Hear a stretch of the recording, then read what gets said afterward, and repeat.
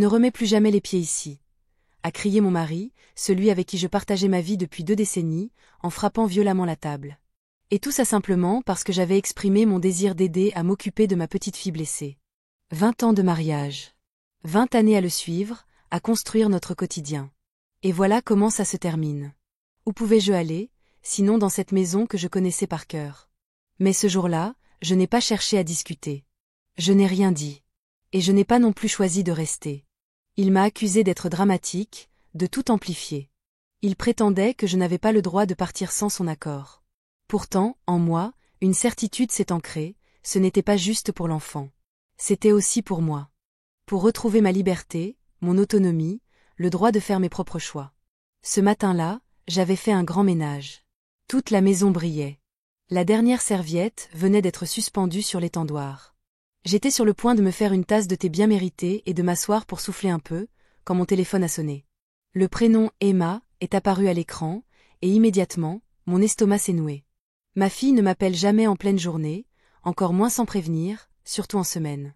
Elle est conseillère dans une école, toujours entre 2 rendez-vous, courant partout, sans une minute de répit. J'ai décroché sans attendre. « Maman » a-t-elle dit avec une voix chargée d'inquiétude. Lily s'est fait mal à l'école. Un frisson m'a parcouru. Mes doigts sont devenus rigides. J'ai failli laisser tomber ma tasse. Que s'est-il passé? Où est-elle? C'est grave? Emma a marqué une pause, reprenant son souffle, et m'a expliqué d'une voix tremblante. C'est arrivé pendant les activités sportives. Elle est tombée des barres fixes. Le médecin a confirmé une fracture à l'avant-bras. Ils l'ont plâtrée. Elle va bien maintenant, mais elle ne pourra pas retourner à l'école pendant plusieurs semaines. Il faut qu'elle reste à la maison. Je me suis appuyée contre le plan de travail, les poings serrés. Imaginer ma petite Lily dans la douleur m'était insupportable. Emma est restée silencieuse quelques secondes. Lorsqu'elle a repris la parole, sa voix était plus douce. Elle n'arrête pas de demander de tes nouvelles, a-t-elle dit. Si grand-mère était là, elle me raconterait des histoires jusqu'à ce que je m'endorme. Comme ça ne ferait pas trop mal. Mes yeux brûlaient. Lily est ma seule petite fille, et depuis sa naissance, elle est devenue mon point sensible. Même si j'étais très occupée, je lui accordais toujours du temps, même pour un simple appel vidéo. « Tu veux que je vienne » demandai-je sans hésiter. Je ne voulais pas te déranger. Elle marqua une pause, et lorsqu'elle reprit la parole, une pointe d'amertume perlait dans sa voix. Mais je ne peux vraiment pas prendre un jour de congé en ce moment. Les évaluations de fin d'année approchent. Si je manque trop de jours, cela pourrait compromettre le renouvellement de mon contrat l'année prochaine. Je comprends. J'acquiesçai, même si elle ne le voyait pas.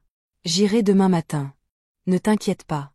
Dès que j'ai raccroché, j'étais déjà en train de planifier l'itinéraire et de préparer mon sac.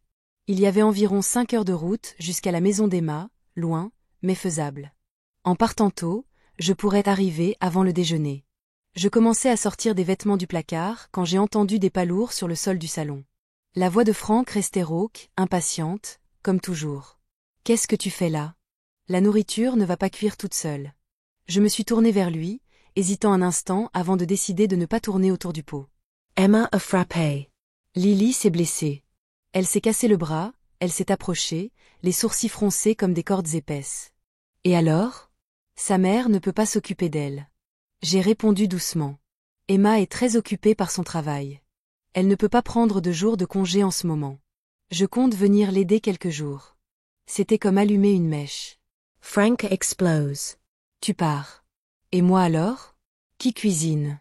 Qui fait la lessive? Qui va me rappeler de prendre les repas? Mes médicaments? Ces mots étaient brefs et saccadés, comme s'il avait annoncé une croisière de luxe au lieu de dire qu'il garderait notre petite fille blessée. Franck, c'est ma petite fille. Elle a besoin de moi tout de suite. Tu iras bien pendant quelques jours. Prends des plats à emporter et mange des plats surgelés. La maison ne s'effondrera pas sans moi. Il m'a regardée, stupéfaite, comme si je venais d'avouer une infidélité. Ce n'est qu'un bras cassé. Les enfants tombent tout le temps. Qu'est-ce qu'il y a de si spécial? J'avais du mal à croire ce qu'il disait. Il a 9 ans, ai-je dit d'une voix tremblante mais ferme. Et toi, tu es un homme de 68 ans. Si tu ne peux pas survivre quelques jours sans moi, le problème n'est pas mon absence, c'est que tu n'as jamais appris à prendre soin de toi. Il a claqué l'accoudoir du fauteuil si fort qu'il a résonné. Sors par cette porte et ne reviens pas. Je suis restée là, écoutant ses pas furieux revenir. Je me suis dirigée vers le salon, la télé à fond, tandis qu'il augmentait le volume comme s'il s'agissait d'un jeu de pouvoir. Mais je n'entendais que la voix de Lily au téléphone, sanglotant. « Grand-mère, tu viens vraiment ?» Je me suis assise au bord du lit, les yeux rivés sur mon sac de voyage à moitié plein. Et puis ça m'a frappé. Ces 20 dernières années, j'ai travaillé dur pour entretenir l'illusion d'une famille recomposée. J'ai cuisiné, fait le ménage, supporté les sautes d'humeur de Frank, toléré la froide indifférence de son fils Brian. J'ai même organisé leur foutu dîner. Noël comme si j'étais une sorte de coordinatrice d'événements bénévoles. Tout ça pour que ce mariage ressemble à un foyer. Mais les seules personnes qui me considéraient vraiment comme faisant partie de la famille étaient Emma et Lily. J'ai regardé les lignes rugueuses sur ma paume, les empreintes d'une vie passée à donner. Tant d'attention, tant d'efforts investis pour chacun. Peut-être est-il temps de leur rendre un peu de cette attention. Peut-être est-il temps que je commence à me montrer un peu de respect. Après cette nuit-là, la maison est tombée dans un lourd. Un silence étouffant. À 6 heures le lendemain matin, j'étais réveillée. Le ciel était encore sombre et le silence régnait dans la pièce. Je descendis en douce préparer un petit déjeuner simple, œufs brouillés, toast et une tasse du café noir préféré de Frank. Je savais qu'il aimait faire la grasse matinée, mais je voulais quand même rester calme avant de partir. Une fois le petit déjeuner servi, je remontai et commençai à faire mes valises.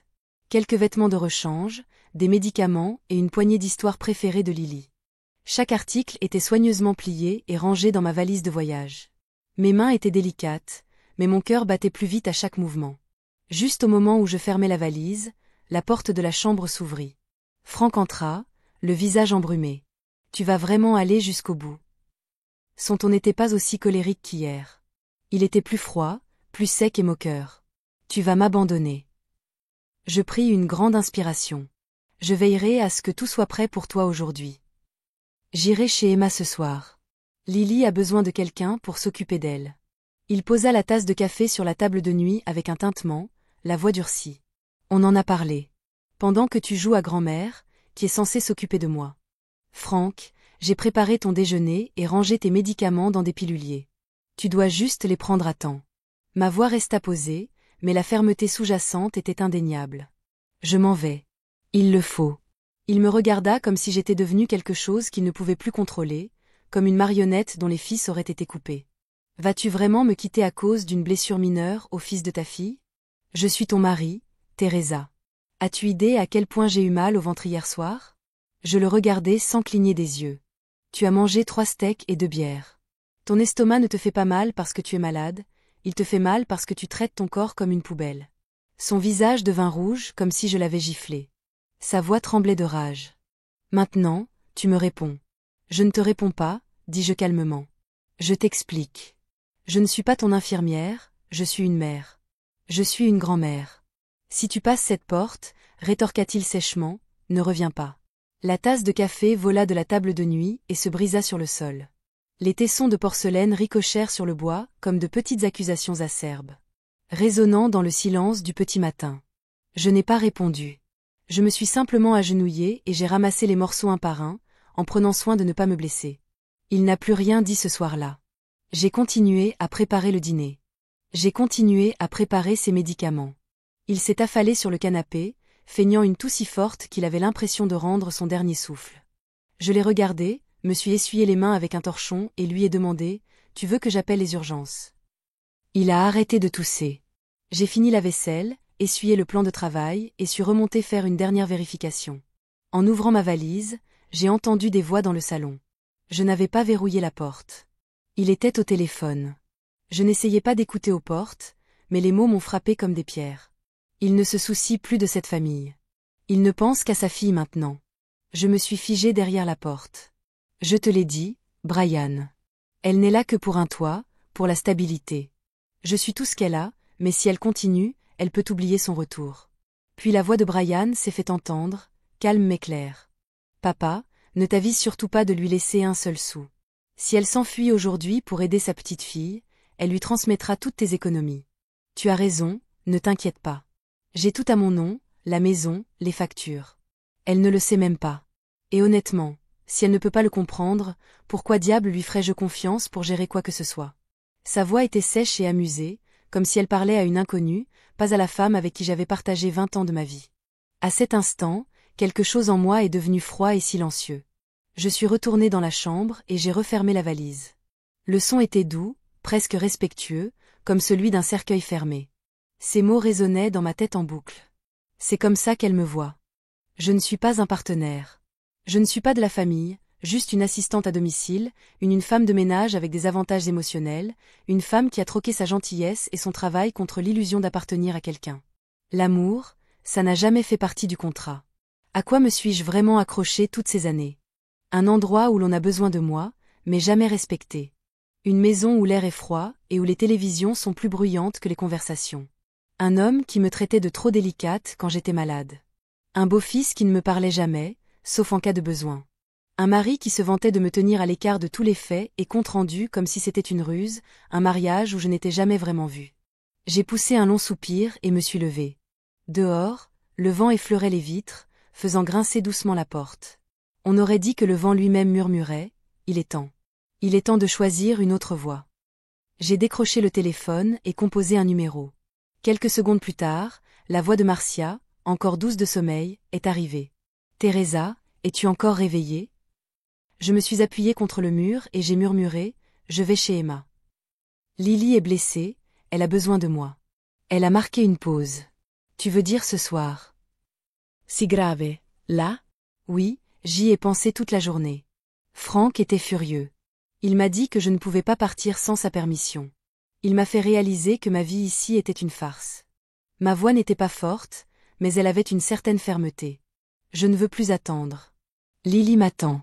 Je ne veux pas me réveiller demain dans cette maison qui semble sans répit. Il y eut un bref silence à l'autre bout du fil. Puis elle a laissé échapper un petit rire. Tu te défends enfin. Tu prends une décision pour toi-même, et tu n'as besoin de l'approbation de personne pour le faire. Sa voix était chaleureuse, avec une pointe de fierté et presque de soulagement. Toi. Je ne dois rien à personne. Vas-y et ne te retourne pas. J'ai hoché la tête, même si elle ne pouvait pas me voir. Une fois installée chez Emma, écris-moi, et s'il arrive quoi que ce soit de mon côté, tu seras la première informée. Je l'avais promis. À la fin de l'appel, quelque chose en moi s'est libéré, comme si un lourd verrou avait été levé de ma poitrine. Je n'ai pas hésité. J'ai attrapé mes clés de voiture, mis mon sac de sport en bandoulière et suis descendu sans me retourner. Franck dormait déjà. Le salon était plongé dans le noir complet. Je n'ai pas allumé la lumière, je n'ai pas laissé de mots. Ce n'était pas une fuite. C'était un départ vers les gens qui comptaient vraiment, vers la version de moi-même que je voulais être. Je me suis engagée sur l'autoroute. La nuit était claire, la route longue et droite, comme une invitation ouverte. J'ai allumé la radio. Un chanteur des années 70 chantait quelque chose de doux mais puissant. Je n'ai pas pris la peine de changer de station, ni de passer des appels. J'ai envoyé un petit texto à Emma. Je serai là demain matin. Et puis j'ai pris la route. J'ai pensé au petit visage de Lily, à son bras plâtré et à sa voix dans mon oreille. Grand-mère, si tu viens, ça n'aura plus mal. Mes yeux me piquaient. Il ne s'agissait pas de fuir. Il s'agissait de faire quelque chose de significatif, d'être là pour un petit garçon qui avait vraiment besoin de moi. 5 heures plus tard, je me suis garée dans l'allée d'Emma. J'étais fatiguée, mais le moral était au beau fixe. J'ai pris une grande inspiration d'air frais matinal. La porte d'entrée s'est ouverte d'un coup presque aussitôt garée. Lily a surgi comme un oisillon effrayé. « Grand-mère » a-t-elle crié en levant son bras plâtré et en courant vers moi. Je me suis précipitée, me suis penchée et l'ai prise dans mes bras. Elle a enfoui son visage dans mon cou, sa respiration s'arrêtant par à-coups, comme si elle avait peur que je disparaisse à nouveau. « Tu es vraiment venue » a-t-elle sangloté d'une voix douce comme une plume. « Maman a dit que tu venais, mais j'ai pensé qu'il ne te laisserait peut-être pas venir. » Mon cœur s'est serré. « Quand ? » Grand-mère dit qu'elle arrive, murmurai-je en lui tapotant doucement le dos. Et à cet instant précis, je sus que j'avais pris la bonne décision. Lily était recroquevillée sur le canapé, le bras gauche enveloppé d'un épais plâtre blanc et le petit visage enfoui sous une couverture aux couleurs de l'arc-en-ciel, profitant d'un repos bien mérité. Je m'assis à la table de la cuisine, les mains autour d'une tasse de café, la regardant silencieusement de l'autre côté de la pièce, veillant à ne pas troubler la rare paix qui régnait dans la maison. Emma était à l'autre bout du fil, en train de répondre à un appel professionnel.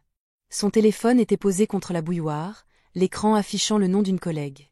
Elle écouta, hocha la tête, puis me remercia silencieusement. Je secouai simplement la tête et souris. Ce n'était pas difficile du tout. Comparé aux 20 dernières années, je ne m'étais jamais sentie aussi à l'aise. Le matin de mon arrivée, Emma ne dit pas grand-chose. Elle me serra simplement dans ses bras, prit mon sac et me conduisit à la cuisine. « Café ou thé ?»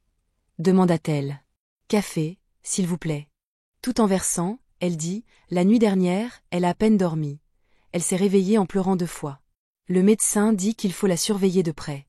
Avec des enfants si jeunes, ils ont toujours peur que leurs os ne guérissent pas uniformément. » Mon cœur se serra. Je vais m'occuper d'elle. Tu vas travailler.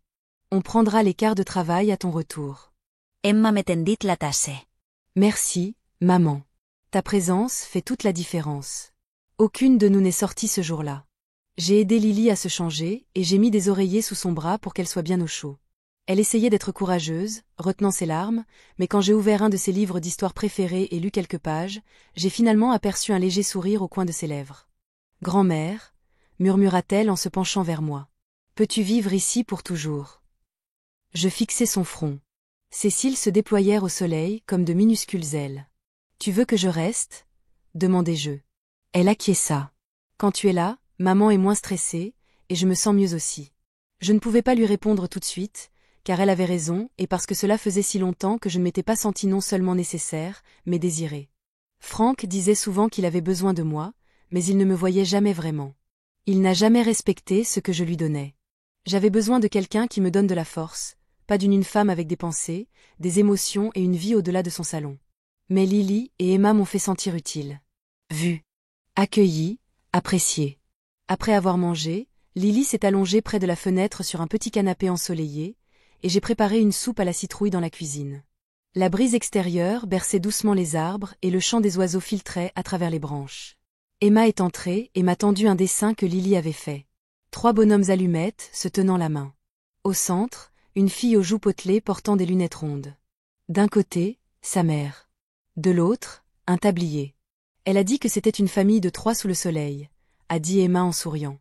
J'ai pris le dessin, et quelque chose en moi s'est adouci, comme si mon cœur venait d'être enveloppé dans un linge chaud. Elle a aussi dit que tu étais plus forte qu'un super-héros, a ajouté Emma doucement. Tu disais ça aussi. J.I. rit. Emma s'est assise à côté de moi, marquant une pause avant que sa voix ne s'adoucisse. Maman, si jamais tu veux rester ici pour toujours, ça ne me dérangerait pas. Franchement, j'ai levé les yeux, surprise. Je ne dis pas que tu dois le faire, ajouta-t-elle rapidement. Seulement si tu te sens mieux ici, plus en sécurité. Tu n'as plus besoin de t'accrocher seule à cette autre maison. Je tenais le dessin à 2 mains, regardant par la fenêtre où le carillon se balançait doucement au vent, incapable de parler tout de suite.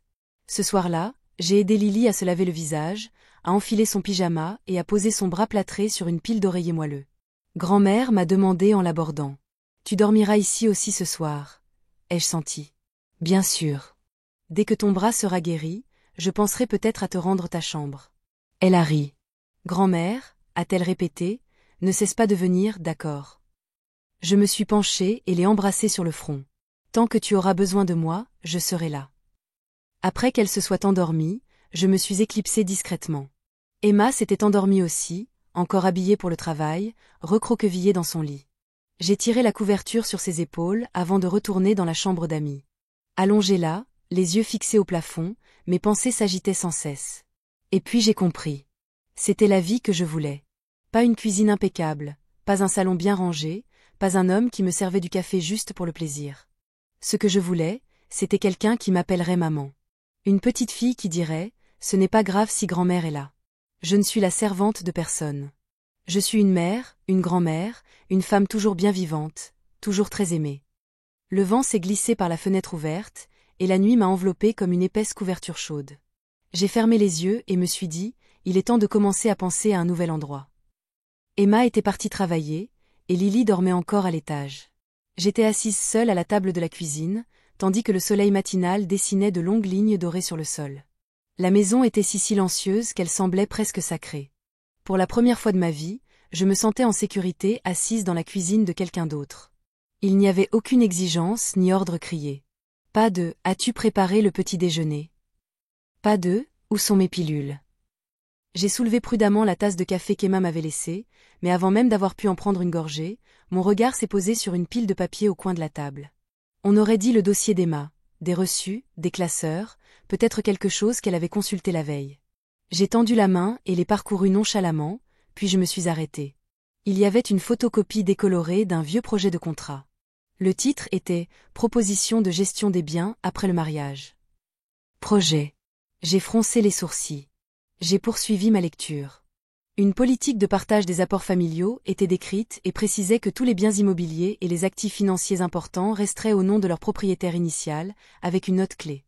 Les droits de succession excluaient explicitement la fille biologique de Teresa et ses descendants. Plus je lisais, plus j'avais froid aux mains. Frank ne m'avait jamais laissé gérer les finances. Chaque fois que je lui demandais, il me repoussait en disant « Ne t'inquiète pas, je m'en occupe ». Et je le croyais.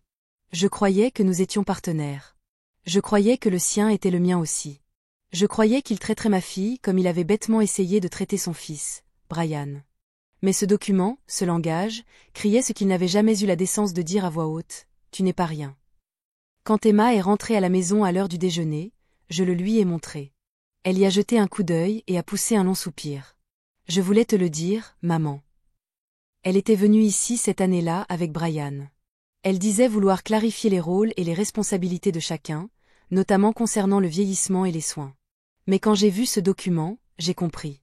Elle ne t'a jamais considéré comme un membre de la famille. Je l'ai dévisagé. Pourquoi ne me l'as-tu pas dit à ce moment-là? La voix d'Emma s'est abaissée. Parce qu'à l'époque, tu n'aurais pas entendu. Tu aurais probablement dit quelque chose comme « C'est vraiment gentil de la part de Frank d'avoir anticipé. Il ne voulait pas te briser le cœur. Il espérait toujours que tu serais heureuse. » Je me suis adossée à ma chaise, la tête me lancinante. « Maman, dit-elle doucement, il faut que tu te protèges. » Elle hésita un instant, puis ajouta, « Marcia m'a appelé la semaine dernière. Elle m'a dit que tu devrais parler à un avocat. Elle m'a donné les coordonnées de quelqu'un. » J'ai levé les yeux. Je veux la rencontrer. Cet après-midi-là, Marcia m'a retrouvée dans un petit café en périphérie de la ville et m'a tendu une carte de visite. Le café était petit, mais dès que je me suis assise, j'ai eu l'impression que le monde s'était ouvert. Marcia semblait la même, vive et posée, mais son ton était plus aimable que d'habitude. « Tu l'as enfin dit », sourit Teresa. Voici Sharon Hill. Elle travaille dans le domaine du partage des actifs et de la défense des femmes depuis plus de 20 ans. C'est la personne idéale pour ce que tu affrontes. Au début, je n'ai même pas regardé la carte. J'ai juste regardé Marcia. Tu as soupçonné Frank pendant un moment? Elle n'a pas menti. Tu es ma meilleure amie. J'ai vu à quel point tu t'es sentie vidée de toute évidence pendant toutes ces années, mais tu ne voulais pas l'entendre. Et quand on n'est pas prêt à écouter, il n'y a pas grand-chose à dire. J'ai baissé les yeux. Finalement, j'ai pris la carte et j'ai hoché la tête. Je suis prêt maintenant. 2 jours plus tard, je suis entré dans le bureau de Sharon Hill. Il avait la cinquantaine. Il portait un costume neutre. Il avait le regard perçant et la voix ferme. Je lui ai tout raconté. Comme Frank gérait les finances, comme Brian avait toujours gardé ses distances, comme nous n'avions ni compte joint ni copropriété, comme mon nom n'était jamais apparu sur un seul document important, il a pris des notes en silence puis a fermé son carnet. Teresa, d'après ce que tu as dit, tu as le droit de demander le partage des biens matrimoniaux. Un mariage de 20 ans, avec des responsabilités d'aidant à long terme, te donne le droit de déposer une réclamation. Mon cœur battait fort, mais je ne gagnais pas beaucoup d'argent. Il travaillait dans un hôpital, mais après l'avoir laissé seul, je cuisinais, je faisais le ménage et je le conduisais à ses rendez-vous médicaux. Il m'a regardé droit dans les yeux. C'est ce qu'on appelle une contribution, pas un travail non rémunéré. Et oui, les tribunaux le reconnaissent. Je me suis figée. Personne n'avait jamais appelé ça comme ça auparavant. Il a continué. Nous allons commencer par examiner les actifs financiers au nom de Frank, biens immobiliers, placements, soldes de compte. Ensuite, nous établirons les honoraires du mandat et en estimerons la valeur totale.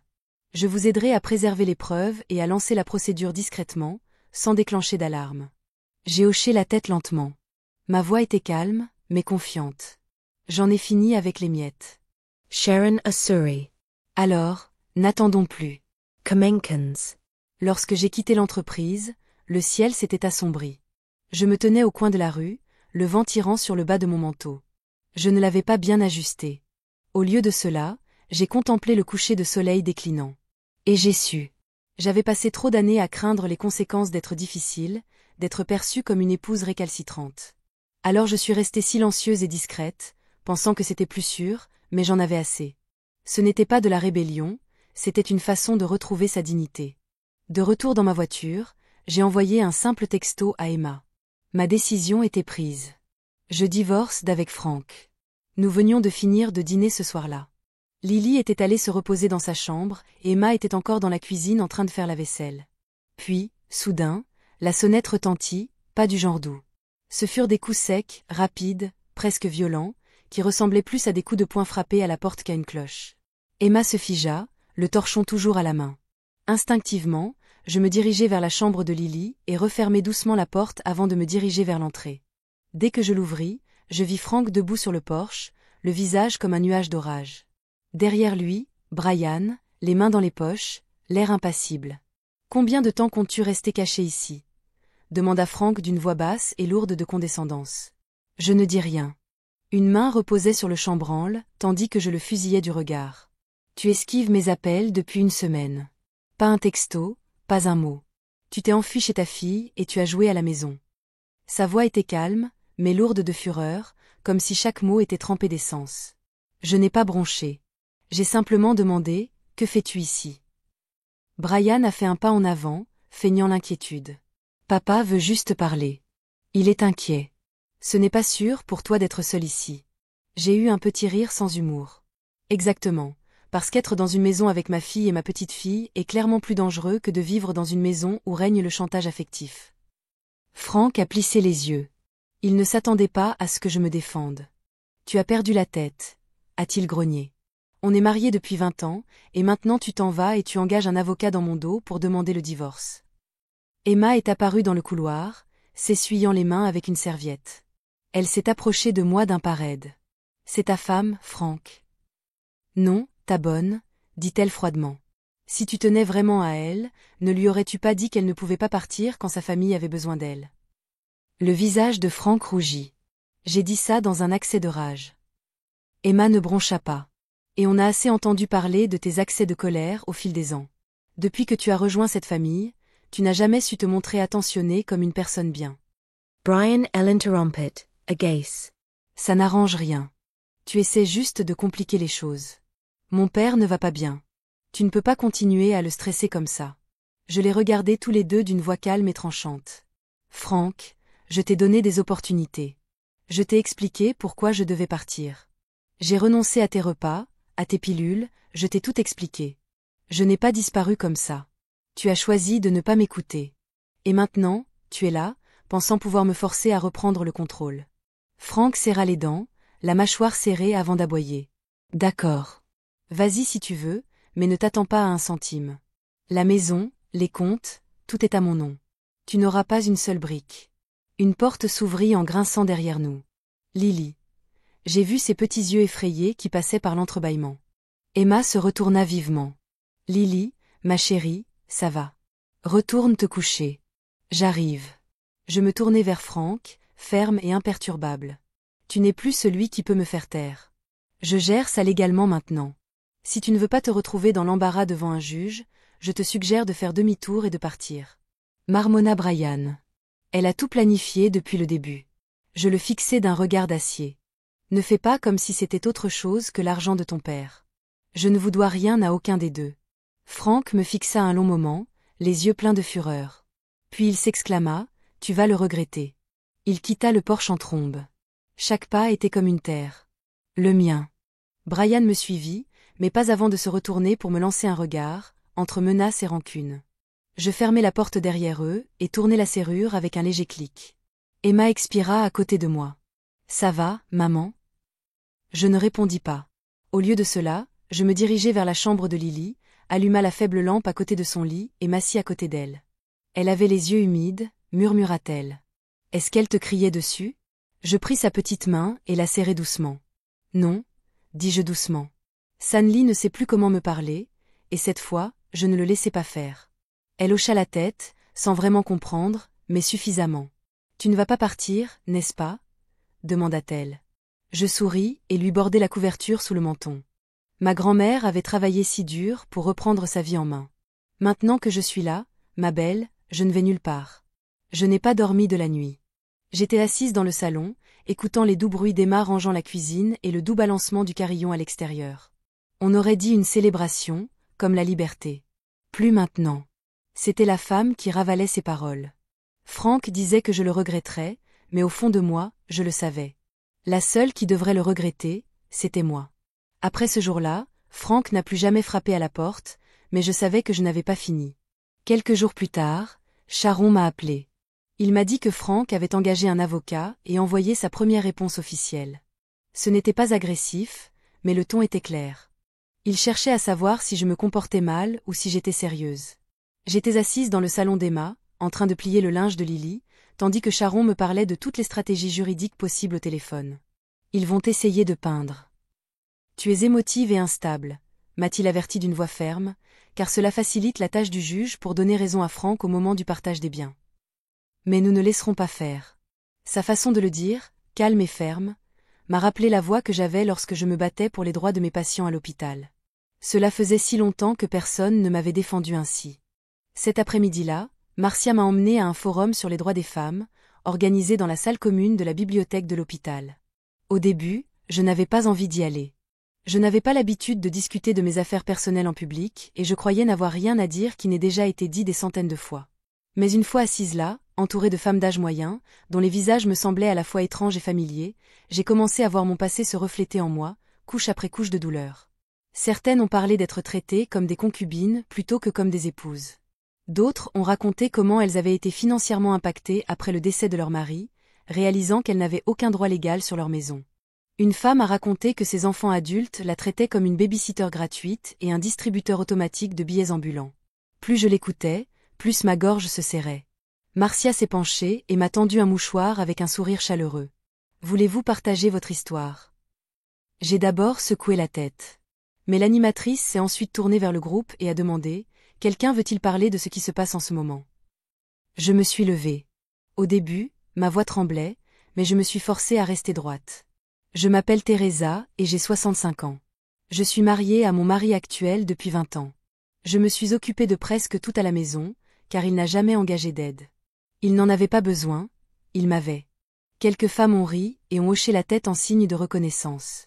Je ne me suis jamais plainte, même lorsque son fils m'ignorait, même lorsque mon nom n'apparaissait sur aucune facture. Je croyais que c'était ça, être mariée. J'ai marqué une pause. J'ai pris une grande inspiration. Puis ma petite fille s'est cassé le bras et j'ai décidé d'aller m'occuper d'elle. Il m'a regardée et m'a dit, « Si tu franchis cette porte, ne reviens pas. » À cet instant, j'ai réalisé, je ne suis pas un meuble, je ne suis pas une arrière-pensée dans sa vie. Je suis une mère, une grand-mère et je suis moi-même. Le silence est tombé dans la salle. Puis des applaudissements ont fusé et, pour la première fois depuis longtemps, je n'ai pas pleuré. J'ai souri d'un air profond, honnête et vivant. De retour à la maison, Emma et moi avons commencé à classer mes comptes. Nous avons contacté des banques, retracé des transactions et compilé tous les comptes partagés auxquels j'aurais pu être lié, même passivement. Sharon a envoyé une lettre officielle exigeant un gel partiel du compte et un examen complet de ses actifs. « Tu n'as pas renoncé à tes droits », m'a-t-elle rappelé. « On ne peut pas t'effacer. » Juste à temps, Franck a envoyé une note manuscrite, jointe à la réponse de son avocat. 2 pages. Elle commençait par « Tu es folle » et se terminait par « Tu es ingrate ». La dernière ligne disait « Tu as eu une vie meilleure que la plupart des femmes. Pourquoi ne peux-tu pas te contenter de tes biens ?» J'ai plié la lettre et j'ai eu un petit rire amer. Emma l'a lu et a dit « C'est bien là le problème. Il pense que tout ce que tu as eu est un cadeau de lui. » J'ai hoché la tête, et c'est pourquoi je dois lui montrer que je ne mendie pas, que je réclame ce qui m'appartient. Ce soir-là, j'ai ouvert mon carnet et commencé à rédiger un testament.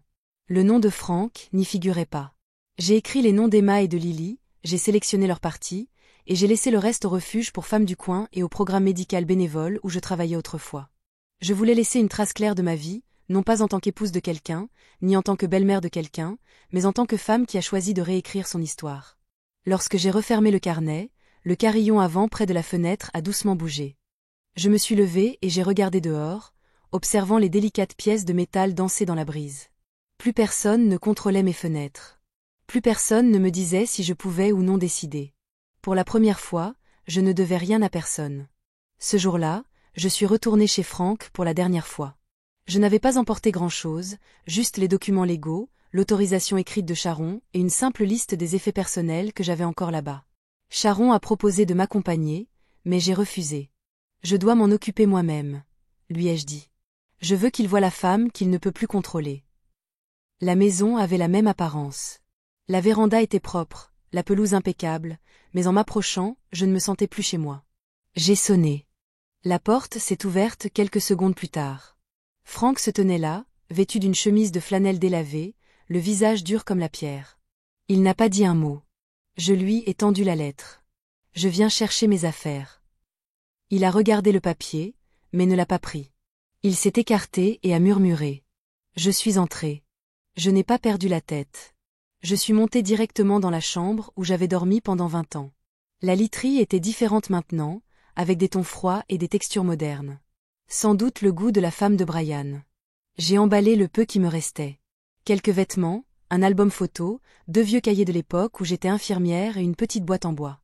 Puis j'ai rassemblé la seule chose qui m'appartenait vraiment dans la maison, une photo d'Emma enfant, rangée dans le tiroir de la table de chevet. En descendant, Frank se tenait dans la cuisine, dos à moi. J'ai laissé tomber mon sac à main près de la porte et j'ai dit calmement, je déposerai les papiers du divorce la semaine prochaine. Mon avocat s'occupera de la procédure. Il ne s'est pas retourné.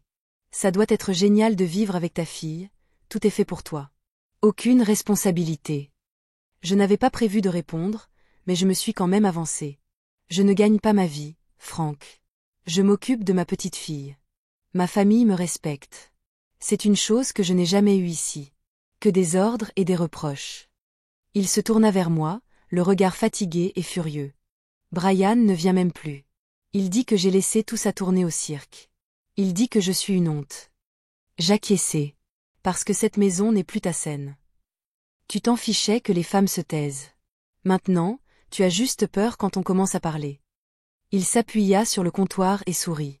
Tu crois que la vie sera facile maintenant? Tu quittes ce mariage les mains vides. J'avais payé cette maison. Ses factures. Mon nom. Qu'est-ce que tu crois avoir? J'ai soulevé le sac, je l'ai regardé dans les yeux et j'ai dit clairement, juste ce que je mérite. Et toi, tu perds la seule chose à laquelle tu n'as jamais tenu. Je n'attendis pas sa réponse. J'ouvris la porte et sortis au soleil. Cela me frappa si fort que mes yeux me piquèrent, non pas de tristesse, mais parce que la liberté avait mis trop de temps à venir. Cet après-midi-là, j'ai signé les papiers du divorce. Sharon a placé une petite languette rose sur la page de signature. Quand tu seras prêt, on classera demain. J'ai posé mon stylo après la dernière signature. J'ai pris une grande inspiration et j'ai dit, classé. J'ai loué un 2 pièces à seulement 10 minutes de chez Emma. La fenêtre donnait sur le parc. Lily adorait les balançoires. Le jour du déménagement, elle m'a aidé à décorer la cuisine en collant des autocollants partout. Elle a insisté pour coller son panneau « Bienvenue à la maison, grand-mère » sur le réfrigérateur. Il est toujours là. Un dessin de nous 3, elle, Emma et moi, nous tenant la main sous un arbre. Au-dessus de nous, en lettres de crayon vif, on pouvait lire « À la maison ». Quelques jours plus tard, Brian a appelé. J'ai failli ne pas répondre. Mais je l'ai fait. Teresa a dit avec une politesse excessive, « Mon père ne va pas bien. Le médecin dit que sa tension artérielle est hors de contrôle. Pourriez-vous venir le voir ?» Je suis restée silencieuse un instant. Puis j'ai répondu calmement. « Ce n'est pas ma responsabilité. J'ai déjà demandé le divorce. » Elle marqua une pause. « Tu as vraiment changé. » « Oui, » dis-je. J'ai enfin compris ce qui méritait mon temps. Je raccrochai, allai dans la cuisine et versai de la soupe de maïs dans un bol. Emma venait de rentrer du travail et Lily finissait ses devoirs à la table de la salle à manger. La pièce était petite, simple, mais chaque recoin bourdonnait de vie et de rire, sans ordre, sans contrôle. Personne pour dire « Tu dois m'écouter ». C'était la maison où j'avais toujours rêvé de retourner. Le jour où le jugement de divorce a été officialisé, le ciel était étonnamment clair. Je ne portais ni coule sambers ni tristesse. J'ai enfilé le pull vert pâle qu'Emma m'avait offert. Dès mon arrivée dans le hall du tribunal, Sharon m'a souri et m'a dit « On dirait que vous allez à une fête en mon honneur. » Oui, ai-je répondu. Cette fête s'appelle la réinitialisation de ma propre vie. L'audience en elle-même a été étonnamment simple.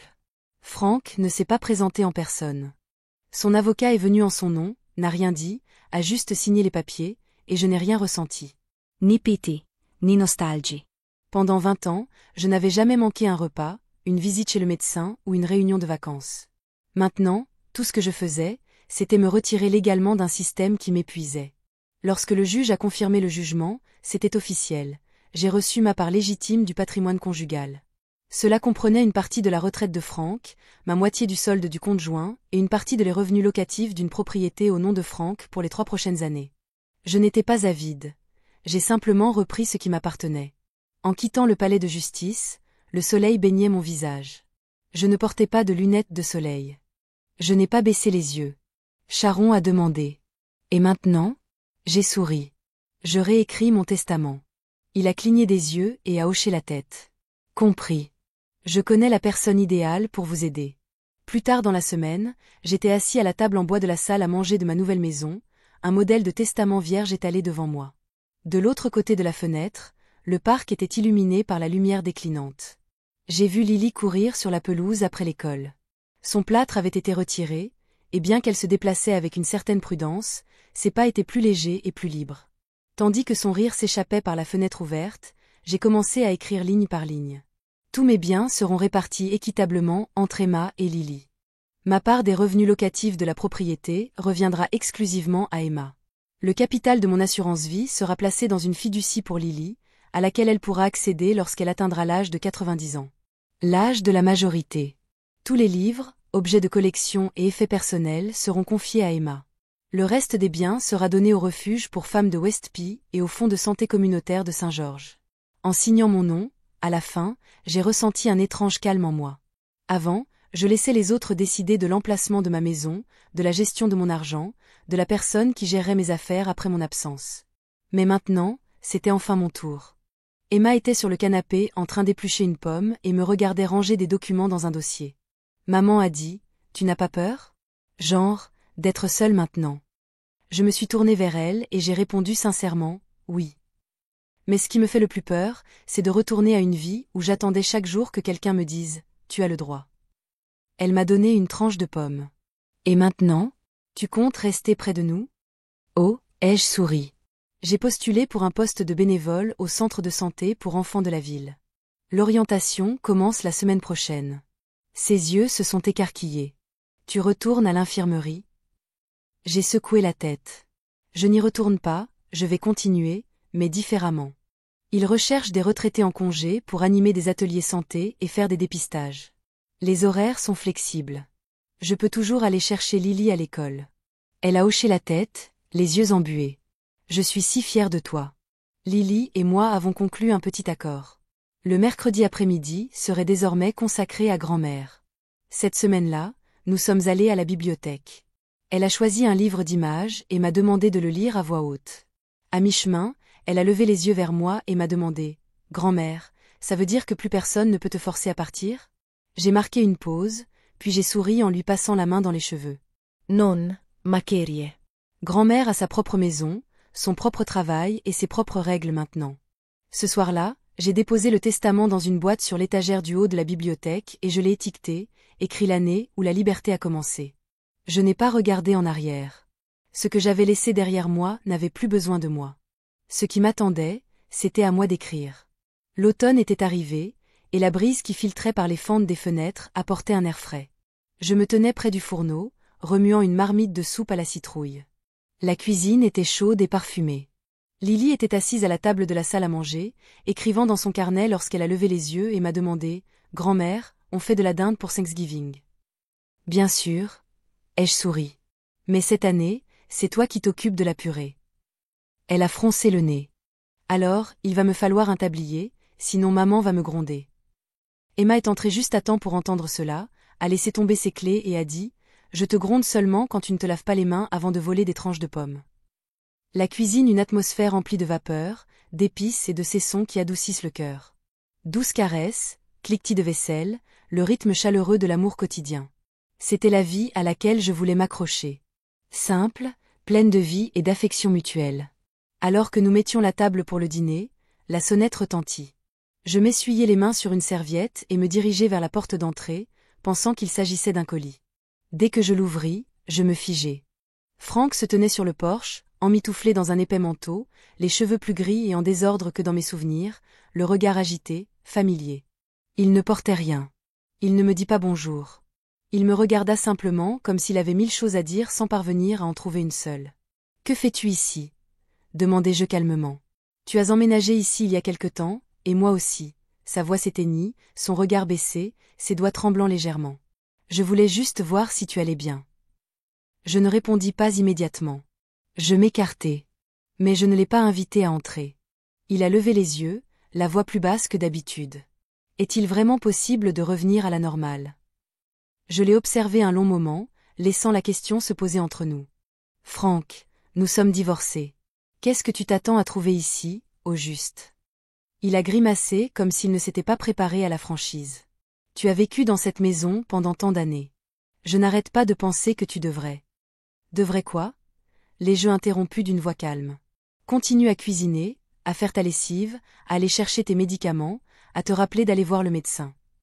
Comme si je te le devais, sa bouche s'est légèrement ouverte, mais aucun mot n'en est sorti. Je ne t'ai pas trahi, Franck. Ai-je continué? J'ai quitté quelqu'un qui ne m'a jamais apprécié. C'est la décision la plus claire que j'ai jamais prise.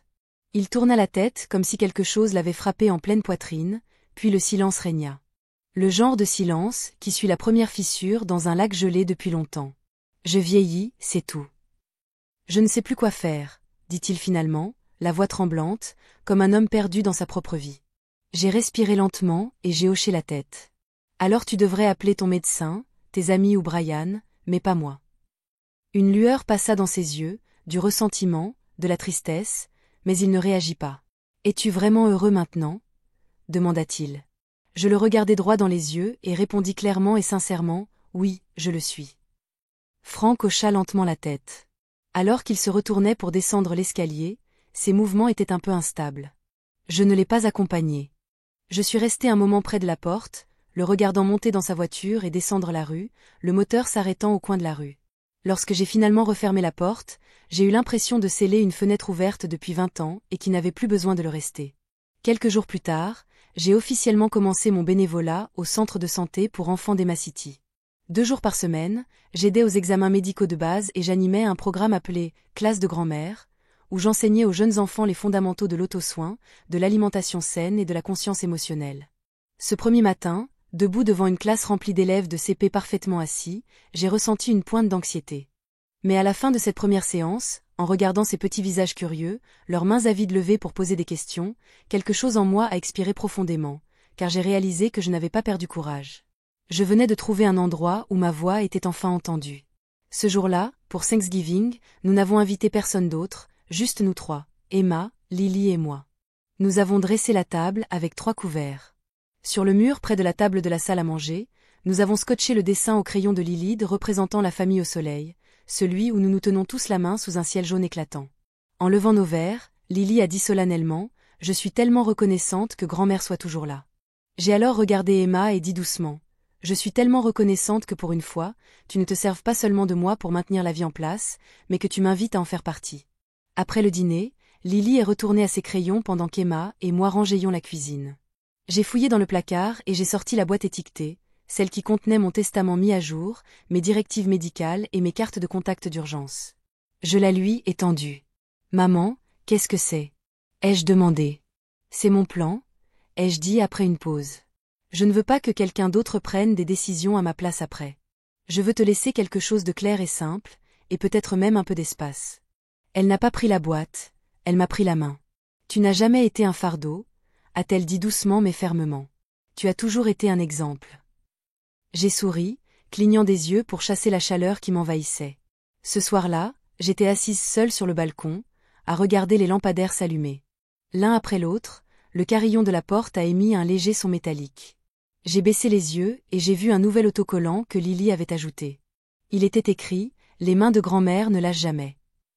J'ai tendu la main et j'ai caressé les bords de l'autocollant en murmurant « C'est vrai, ma belle. Pas cette fois. » Cette fois, je n'allais pas lâcher prise, car cette vie, ce chapitre, cette voix, cette maison m'appartenaient finalement.